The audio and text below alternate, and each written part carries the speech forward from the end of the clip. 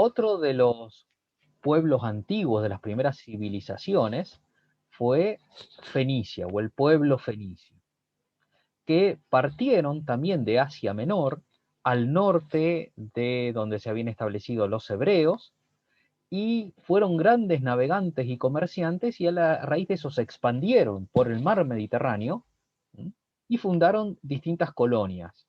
Algunas de las colonias al norte del África y al sur de Europa, en la zona de las islas italianas y las islas francesas.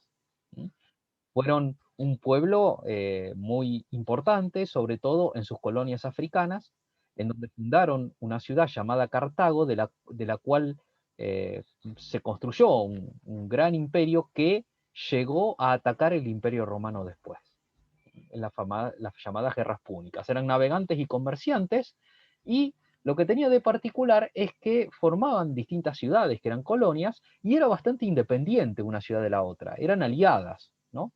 Las ciudades más importantes fueron Tiro, Sidón, Biblos, después fue Cartago, y estaban agrupadas en una confederación, en una alianza, y se iban turnando quién era la capital de la civilización fenicia.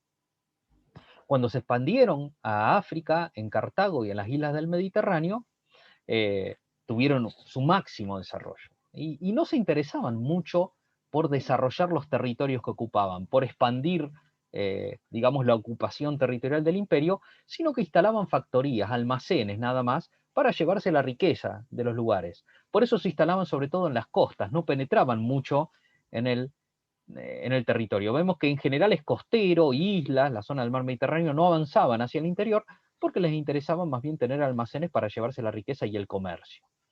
Fueron el pueblo que se cree que inventó las monedas. En el pasado, para intercambiarse, no había monedas, sino que la gente llevaba o el oro, o la plata, o la sal, o aquello con lo cual pagara, y lo pesaban. La moneda hizo más sencillo, porque no había que pesar, porque ya se sabía cuánto tenía cada moneda del metal que valía. También se cree que son los que inventaron el préstamo a intereses, porque como creció el comercio, como eran grandes comerciantes, entonces algunos acumulaban riqueza y después la podían prestar a otras personas, pero les pedían que cuando la devuelvan, le devuelvan con un poco mayor, un poco más de dinero, el crédito o interés. A raíz de todo el desarrollo de la navegación que tuvieron, desarrollaron muchos conocimientos geográficos, mapas, llegaron a tener muchos barcos, una poderosa marina. La mayoría de las velas tenían esas franjas rojas y blancas que podemos ver. ¿Y qué comerciaban y vendían? ¿Qué vendían y compraban? Alimentos, metales, marfil, que era precioso, sal. La sal era muy importante en la antigüedad, porque como no había heladeras, usaban la sal para conservar los alimentos, los salaban y así se conservaban más, además de ser un condimento. Tanto es así que en algunos lugares se pagaron algunas cosas con sal a los trabajadores, de ahí viene salario, que es una manera que se le dice al sueldo. También traficaban esclavos, en el mundo antiguo los pueblos tenían esclavos, y entonces compraban y vendían esclavos, vidrio también y telas. Eran los principales elementos de comercio de los fenicios. Y son muy importantes para nosotros porque son los que desarrollaron el alfabeto fonético. Esta idea de un alfabeto donde hay letras y cada letra tiene un sonido y la palabra se hacen acumulando esas letras y juntando los sonidos, eso es un invento de los fenicios. Los egipcios, como vimos antes, los mesopotámicos, etc., tenían una escritura, pero no era con un alfabeto fonético. Nosotros para decir casa usamos la C con el sonido de la C, k, la A y la S con el sonido de la S. Juntamos todo y k, A, s, A, casa. Eso lo inventaron los fenicios y llegó hasta ahora. Es el que usamos. Este tipo de alfabeto usamos nosotros, aunque el nuestro no era igual.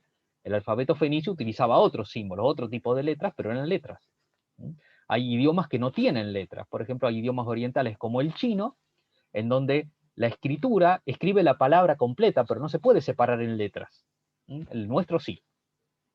A su vez, los fenicios, cuando fueron muy poderosos, empezaron a competir con los romanos, con la civilización romana, y entraron en guerra con los romanos.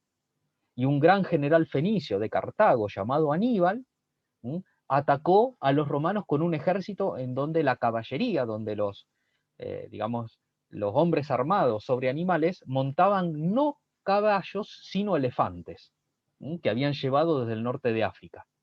Y llegaron a cruzar una cadena montañosa llamada Los Ángeles para atacar Roma desde el norte, pero al final la civilización romana los derrotó en las guerras púnicas. Todas estas civilizaciones que nosotros estuvimos estudiando quedan en Asia Menor. Este pedacito, esta península, que está próxima a Europa, por eso se le llama el cercano oriente, porque está cerca de Europa. En el lejano oriente o extremo oriente, en la Edad Antigua, crecieron dos grandes civilizaciones, la civilización de la India y la civilización de la China. La civilización de la India se instaló en torno de un río, que es el río Indo, en el Indostán, en la meseta de la India. Y desde allí se fue extendiendo. Fue un imperio también muy poderoso, que tuvieron distintos reinos en su interior, con distintos reyes, y donde se desarrolló una religión llamada el hinduismo, que al día de hoy muchos en la India viven esa religión, y que creen en la reencarnación. Creen que el ser humano cuando muere, su alma se vuelve a encarnar en otro cuerpo, y según cómo vivió, va a ser en qué cuerpo se va a encarnar. Creen en distintos tipos de dioses, en varios dioses, algunos son más politeístas, otros más monoteístas.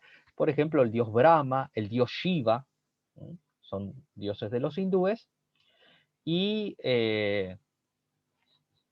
hoy en día la India es el segundo país más poblado del mundo.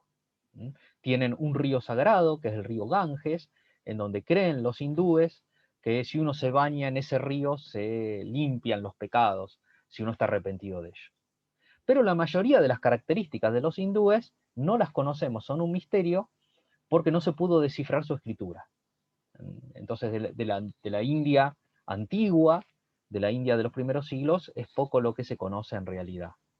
Poco más se conoce de la civilización china, que se instaló primero en torno de un río llamado el río Amarillo, porque tiene agua amarillenta, que fueron grandes astrónomos, y que hoy en día es el país del mundo con mayor cantidad de habitantes.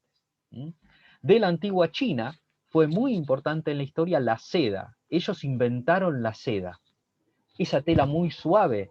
Esa tela muy suave se hace con los filamentos de los capullos de los gusanos de seda, que los chinos habían aprendido a criar, a cultivar. De esos gusanos de seda, de los capullos, extraían las fibras para hacer la seda, una tela muy suave, que a los europeos les gustaba mucho. Por eso hicieron líneas comerciales para llegar hasta China, que le llamaron la ruta de la seda, que pasaba todo por Asia hasta llegar a la China, y entonces caravanas de comerciantes y viajeros llevaban y traían la seda. Uno muy famoso, que vamos a estudiar cuando veamos la Edad Media, fue Marco Polo, un comerciante. Y también muy famosa China, porque para defenderse de los mongoles construyeron una gran muralla, la muralla china, al norte de China, para que los mongoles no las puedan atacar. 20.000 kilómetros de extensión, y además no la hicieron toda al mismo tiempo, la fueron haciendo de pedazos, y hay lugares donde tiene varias murallas a varios kilómetros unas de las otras.